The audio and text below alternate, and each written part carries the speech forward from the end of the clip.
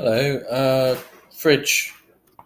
Kev buys a new fridge. He measures the perimeter of each face as 40, 58, and 22 centimeters. Well, the perimeter is twice the sum of the two sides. So I'm just going to divide these by 2. That's going to give me 20, 29, and 11. Now, I've got to find numbers which add to make those 3. So I'm just drawing it in a sort of a little arrangement, maybe to help, but maybe not. And just it looks cool. So let's call it A, B, and C. Now B and C make 11, as we can tell here.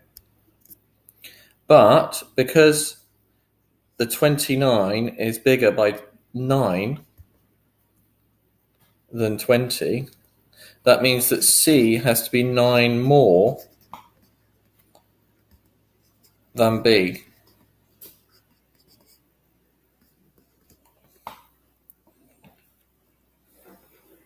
Now, I've got a sum and a difference, okay? So the sum of the two numbers is 11, and the difference is 9.